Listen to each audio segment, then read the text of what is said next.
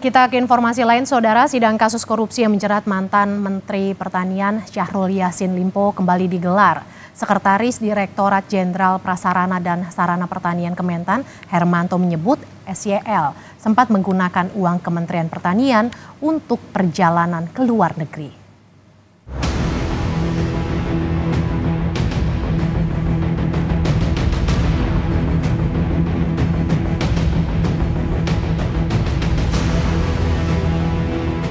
Fakta baru disampaikan Hermanto saat menjadi saksi dalam sidang lanjutan tindak pidana korupsi dan gratifikasi mantan Menteri Pertanian Syahrul Yassin Limpo di Pengadilan Tipikor Jakarta, Rabu kemarin.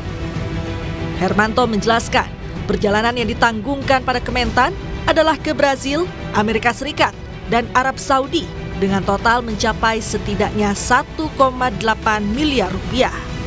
Perjalanan tersebut bukanlah perjalanan dinas. Nilainya saksi yakin 600. Nah, ini di BAP saksi Mei 2022. Siap. Begitu ya? Siap. Lanjut lagi, apa lagi yang saksi tahu? Kemudian Brazil, kemudian Amerika, itu kita diberi beban 200 juta. 200 juta. Kemudian dari Brazil, Amerika, kemudian Arab Saudi itu kita dibebankan di PSP 1 miliar. Tak cukup sampai di situ, SYL juga disebut Hermanto meminta anak buahnya membayarkan perjalanan memakai jet privat sewaan. Saksi menyebut penggunaan jet privat akhirnya dibayarkan anak buah SYL karena sudah ditagih berbulan-bulan, padahal anggarannya tidak ada. Yang 300 juta perjalanan tagihan ke Banda Aceh Ujung Pandang. Ini di Oktober 2022. Saksi masih ingat ini? Masih. Kegiatan apa itu yang ke Aceh Ujung Pandang itu? Kalau kegiatannya saya nggak tahu karena tidak tahu juga. Nggak tahu. Hanya kita dapat tagihannya itu kalau nggak salah kejadiannya itu